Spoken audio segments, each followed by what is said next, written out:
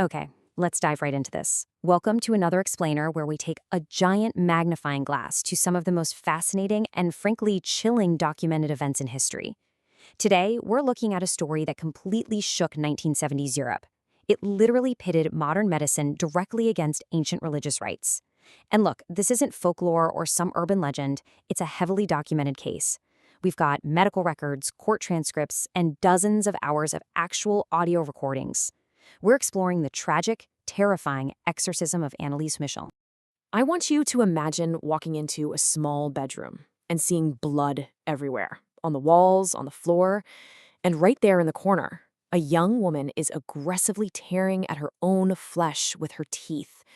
She's completely unresponsive to reason, just seemingly driven by something entirely inhuman. As visceral and horrifying as that sounds, that was the documented reality for Anneliese Michel. It's a visual so disturbing you'd think it was cooked up for a Hollywood horror movie, but no, it is entirely 100% real. Part 1, The Quiet Catholic Girl, a very devout beginning. So to really understand her terrifying descent, we kind of have to look at her baseline normal first. Anneliese grew up in a very strict, conservative Bavarian community.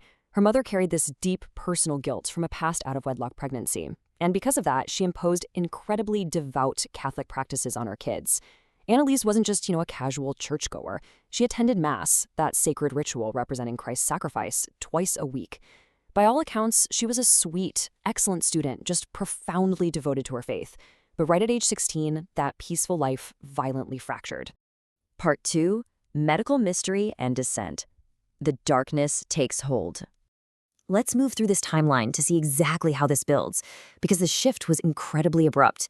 In 1968, out of nowhere, she started experiencing these severe seizures, describing it as feeling like an invisible force was physically pinning her down. By 1969, she's terrified by demonic hallucinations, so her parents put her in a psychiatric hospital. But as her condition gets worse, their trust in the doctors starts to fade. By 1973, they're seeking religious intervention, which leads to official exorcisms beginning in 1975, and ultimately, her tragic death in 1976. And guys, these symptoms were incredibly severe. Doctors diagnosed her with temporal lobe epilepsy, which is a condition known to sometimes cause hallucinations. But the medical treatments, they weren't helping at all. She fell into a really deep depression with suicidal thoughts, but honestly, it was her behavior that truly terrified her family. I mean, she started eating spiders, insects, and literal coal from the chimney. She drank her own urine, she would hide under the dining table and bite the heads off of dead birds. And, incredibly chilling for a devout Catholic, she suddenly became violently repulsed by crucifixes and holy water. Part 3, The 67 Exorcisms, Absolute Spiritual Warfare. With the doctors seemingly completely powerless, her desperate parents turned to the church. They were convinced this had to be a spiritual issue, so they brought in Father Ernst Alt and Father Arnold Renz, and what followed was just a staggering campaign of spiritual warfare. Over 10 months, they performed 67 official exorcisms. Let that sink in, 67, and some of these sessions lasted up to 4 hours. During these rites, Anneliese exhibited terrifying superhuman strength. It reportedly took up to 4 grown men just to hold down this frail young woman as she thrashed and screamed. 600. That is the staggering number of genuflections, dropping forcefully to one knee in prayer, that Anneliese was compulsively performing every single day. The physical toll of that is just devastating. She completely destroyed the ligaments and bones in her knees. It got so bad that just touching them caused them to bleed. Part 4, The Voices Within. Now we get to the audio evidence. Now, what's really interesting about this part of the explainer is that this case isn't just based on eyewitness testimony. The priests actually recorded the sessions, giving us a horrifying, unfiltered window right into that room. According to the dozens of audio tapes, Anneliese identified 6 specific entities possessing her. We're talking Lucifer, alongside notorious historical figures like Hitler, Judas, Cain, the Roman Emperor Nero, and a disgraced priest named Fleischmann. And what's deeply unsettling here is that these entities would allegedly speak through her in multiple, distinct, really guttural voices, sometimes totally simultaneously. The transcripts of these recordings literally read like a nightmare.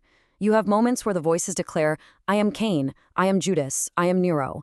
They would taunt the priests, they'd speak in languages Anneliese didn't formally know, like Latin and Aramaic, and they'd even make complex theological arguments.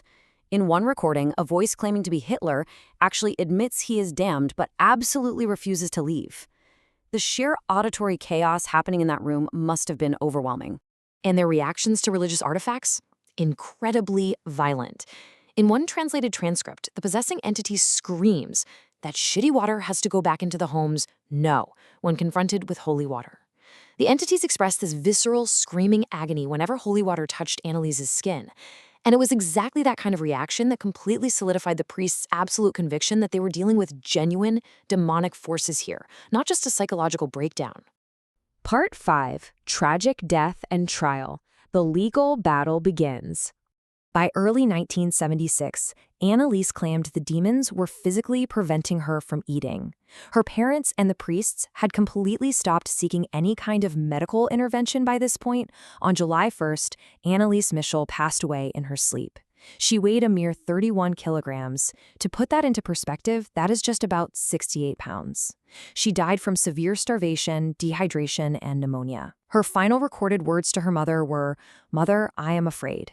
And to the priests, she simply said, "Please, absolution."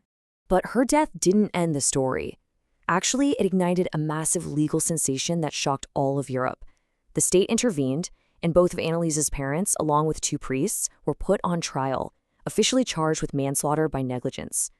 The courtroom became a literal battleground, pitting secular modern law against ancient religious belief. The priests unapologetically submitted those terrifying audio tapes as their primary defense. They claimed she was truly possessed and that her death was, in their eyes, a spiritual liberation. The court, however, was not swayed by the tapes. The judge delivered a really powerful and definitive statement saying, "Faith is a personal matter, but preserving life is a legal duty."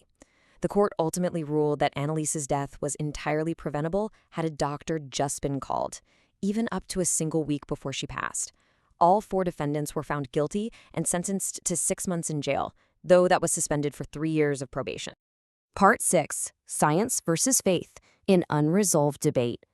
So the crucial point is, even decades later, this case perfectly encapsulates the tension between 2 entirely different ways of understanding the world.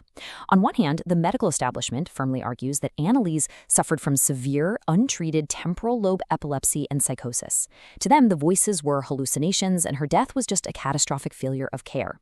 Conversely, the religious conviction maintains that her supernatural strength, her violent aversion to holy objects, and those chilling guttural voices on the tapes point to genuine demonic possession. Both sides look at the exact same timeline, the exact same events, and see 2 completely different realities. And adding to the chilling legacy of the case, the source material notes a few really eerie postscript details.